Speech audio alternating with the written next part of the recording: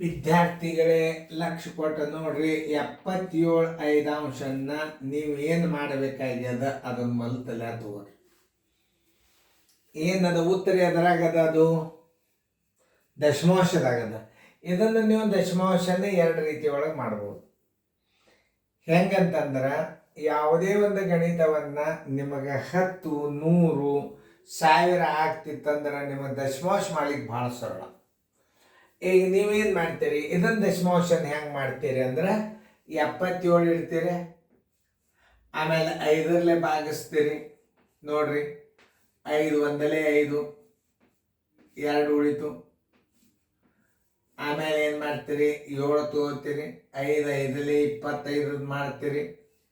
5 5 25 ಆದ ಕೂಡಲೇ ಎಷ್ಟು ಉಳಿತು? 2 ಉಳಿತು. ಮುಂದೆ ಅಂಕಿ ಇಲ್ಲ, ಒಂದು ಬಿಂದು ಕೊಟ್ರಿ, ಒಂದು 0 ತಗೊಂಡ್ರಿ. 5 4 20. ಇದರ ಉತ್ತರ ಎಷ್ಟು ಬಂತ ದಶಮಾಂಶದಾಗ ಹೇಳ್ರಿ ನೋಡೋಣ. ನಿಮ್ಮ ಪ್ರಕಾರ 15.4 ದಶಮಾಂಶ ಬಂತು. ಉತ್ತರ ಎಲ್ಲದ ಹುಡುಕೇಳ್ರಿ. 15.4 ಉತ್ತರ ಸಂಖ್ಯೆ ಎ. ಇದನ್ನು ನೀವು ಈ ರೀತಿ ಪ್ರಕಾರ ಗಣಿತದನ್ನು ಕಲೀಲಿಕ್ಕೆ ಬೇಕು. ಹೆಂಗೆ ನೀವು ಗಣಿತಗಳನ್ನು ದಶಮಾಂಶ ಮಾಡೋದು ನೀವು ಕಲೀಲಿಕ್ಕೆ ಬೇಕು. ಕಲ್ತಿರ್ತೀರಿ, ಕಲೀಲಿಕ್ಕೆ ಬೇಕು, ಕಲ್ತಿರ್ತೀರಿ. ಆಮೇಲೆ ಇದನ್ನ ದಶಮಾಂಶದಾಗ ಹೆಂಗೆ ಮಾಡಬೇಕು? ಈಗ ಇದನ್ನು ದಶಮಾಂಶದಾಗ ಹೆಂಗೆ ಮಾಡೋದು ಅಂತಂದ್ರೆ ಇಲ್ಲಿ ಲಕ್ಷ ಕೊಟ್ಟು ನೋಡ್ರಿ. ಇಷ್ಟೆಲ್ಲ ಭಾಗಿಸೋದು ಬೇಡ ನೀವು.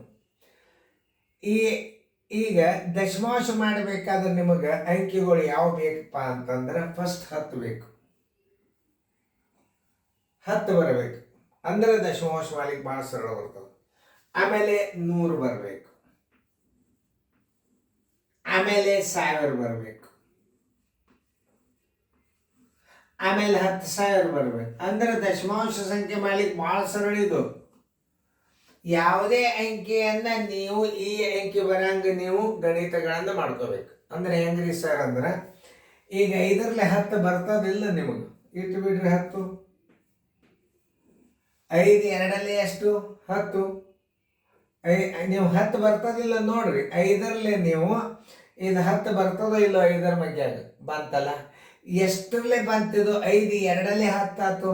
ಇದನ್ನು 2 ಗುಣಾಕಾರ ಮಾಡಿಬಿಡ್ರಿ. 2 7 14 ಕೈಲ ಬಂತು 1. 2 7 14 1 15. ನೋಡ್ರಿ ಇದನ್ನ ಒಂದು ದಶಮಾಂಶ ಸ್ಥಾನ ಇಲ್ಲಿ ಕೊಟ್ಟು ಬಿಡ್ರಿ. 15.4 ಬಂತು ಉತ್ತರ. ನೋಡ್ರಿ ಸರಳ ಅದ ಇದು. ಆಮೇಲೆ 100ಕ್ಕೆ ನೋಡ್ರಿ 20 ಬಂದಿತ್ತು ಅಂದ್ರೆ ಇಲ್ಲಿ 100. ಭಾಳ ಸರಿ 25 ಬಂದಿತ್ತು ಅಂದ್ರೆ ಇದು ನೋಡ್ರಿ 100. 100ಕ್ಕೆ ಭಾಗಿಸ್ರಿ. ಮ್ಯಾಲಿಂದ ಇದರ ಭಾಗಲಬ್ಧ ಎಷ್ಟು ಬರ್ತದೆ ಮ್ಯಾಲಿನ ಅಂಶ ಗುಣಾಕಾರ ಮಾಡಿ ಇಟ್ಟು ಬಿಡ್ರಿ. ದಶಮಾಂಶ ಬಂದ್ಬಿಡುತ್ತೆ ನಿಮಗೆ. ನೋಡ್ರಿ 5 ಅದ. 5ಕ್ಕೆ 10 ಬರ್ತದಿಲ್ಲ ನೋಡ್ರಿ. 10 100 10 1000 10,000 ಇಷ್ಟು ಅಂಕಿ ಇದ್ರೊಳಗೆ ನಿಮ್ಮ ದಶಮಾಂಶ ಹೊಂಟು ಹೋಗ್ತದೆ. ಅವಾಗ ನೀವು ಹೆಂಗೆ ಮಾಡಬೇಕು? ಇಲ್ಲಿ 100ಕ್ಕೆ ಭಾಗಿಸ್ಬೇಡ್ರಿ ನೀವು. 5ಕ್ಕೆ 10ಕ್ಕೆ ಭಾಗ ಹೋಗ್ತದಿಲ್ಲ ನೋಡ್ರಿ ನೀವು. 5 2 10 ಅಂದ್ರೆ 5 2 10 ಇಡ್ರಿ. 5 2 10 ಅದಾಗ ಮ್ಯಾಲಿಂದ 2 ಗುಣಾಕಾರ ಮಾಡಿಬಿಡ್ರಿ. 2 7 14 1 2 7 14 1 15 ಒಂದು ಸೊನ್ನೆ ಅದ 1.5 15.4. ಇಂಥ ಮಾದರಿಗಳನ್ನು ನಿಮಗೆ ನಾನು ದಶಮಾಂಶದಾಗ ಕೊಟ್ಟನು ನೋಡ್ರಿ. ಭಾಳ ಅಭ್ಯಾಸ ಕೊಟ್ಟನು ನಾನು ದಶಮಾಂಶದಾಗ. ಇದನ್ನು ದಶಮಾಂಶ ಮಾಡೋದು ಬಾಯಲ್ಲಿ ಏನು ಬಂತು ನಿಮಗೆ? 5 2 10 ಒಂದು ಉದಾಹರಣೆಯಾಗೆ. ಈಗ ಇನ್ನೊಂದು ರೀತಿ ಒಳಗೆ ಇದನ್ನು ಹಿಂಗೂ ಮಾಡ್ಬೋದು. 5 2 10 ಎಷ್ಟು ಬಂತಿದ್ದು? 2. ಇದನ್ನು 2 ಗುಣಾಕಾರ ಮಾಡಿ ಇಟ್ಟು ಬಿಡ್ರಿ. 154. ಒಂದು ಸ್ಥಾನ ಬಿಟ್ಟು ಬಿಂದು ಕೊಡ್ರಿ. ನೋಡ್ರಿ ನೀವು ಎಷ್ಟು ನಮೂನಿ ನಾವು ಗಣಿತ ತಿಳಿಸ್ತೀನಿ. ಕಡಿಗೆ 10 ಇಟ್ಕೊರಿ. 5 ಭಾಗ ಹೋಗ್ತಿತ್ತಂದ್ರೆ 10 ತಿಳಿತಲ್ಲ. ಇದು ಒಂದು ರೀತಿ. ಇದಂತೂ ಡೈರೆಕ್ಟ್ ತಿಳಿತ. 5 2 10 ಅಂದ್ರೆ ಇದು 2 ಬಂದ್ರೆ ಮ್ಯಾಲಿಂದ 2 ಗುಣಾಕಾರ ಮಾಡ್ರಿ. 154 ಆಯ್ತು. ಒಂದು ಸೊನ್ನೆ ಅದಂದ್ರೆ ಒಂದು ಸ್ಥಾನ ಬಿಟ್ಟು ಬಿಂದು ಕೊಡ್ರಿ. ನೀವು ಇಂಥ ಟ್ರಿಕ್ಸ್ಗಳನ್ನ ಕಲಿಬೇಕು. ಆಮೇಲೆ ಇದು ಏನದ? ಇದು ಓಕೆ.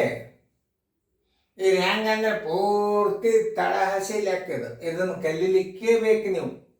ಇದು ರೀತಿ ಪ್ರಕಾರ ಟ್ರಿಕ್ಸ್ಗಳು ನಿಮ್ಮನ್ನ ತಲೆಯಾಗಿಂದ ಹೋಗ್ಬೋದು, ಆದ್ರೆ ಇದು ಹೋಗೋದು. ಇದನ್ನು ನೀವು ಮಾಡಿ ಮಾಡಿ ಮಾಡಿ ಪ್ರಾಕ್ಟೀಸ್ ಆಗಿಬಿಡ್ತಂದ್ರೆ ಇದು ತಾನೇ ಬರ್ತದೆ. ಯಾಕಂದ್ರೆ ಇದರೇ ನಿಮಗೆ ಬಂದೇ ಬರ್ತದೆ. ಆಮೇಲೆ ಇದನ್ನೊಂದು ನೀವು ಹೆಚ್ಚಿಗೆ ಕಲ್ತು ಬಿಡ್ಬೇಕು. ಇದನ್ನು ಹೆಚ್ಚಿಗೆ ಕಲ್ತು ಬಿಡ್ರಿ. ನೋಡಿ 5 2 10, ಆಮೇಲೆ ಇದು 2ರಲ್ಲೇ ಗುಣಾಕಾರ ಮಾಡ್ಬೇಕು. ಇಲ್ಲಿ ಅಕಸ್ಮಾತ್ವಾಗಿ 25 ಬಂದಿತ್ತು, 100 ಮಾಡ್ಕೋರಿ.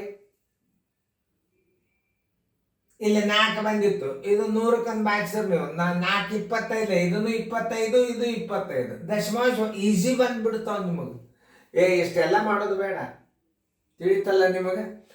ಈಗ ನಾನು ನವೋದಯ ಪೇಪರ್ನಲ್ಲೇ ಸಾಕಷ್ಟು ಟೈಮ್ ವಿವರಣೆ ಕೊಡ್ಲಿಕ್ಕತ್ತಾನೆ. ಯಾಕಂದ್ರೆ ನಿಮ್ಮ ಸಮಯ ಶಾರ್ಟ್ ಅದ. ಇದು ಒಂದು ನಿಮಗೆ ಭಾರಿ ಹೆಲ್ಪ್ ಆಗ್ತದೆ. ಇದನ್ನು ಕಲ್ತಾರೆ ಅಂದ್ರೆ ನಾನು ದಶಮಾಂಶ ಸೀರಿಯಲ್ ನೀವು ಸ್ವಂತ ಬಿಡಿಸ್ಬಿಡ್ತೀರಿ. ಚೆನ್ನಾಗಿ ಫೇರ್ದಾಗ ಬರ್ಕೋರಿ. ನೋಡ್ರಿ, ಇದೊಂದು ರೀತಿ, ಇದೊಂದು ರೀತಿ.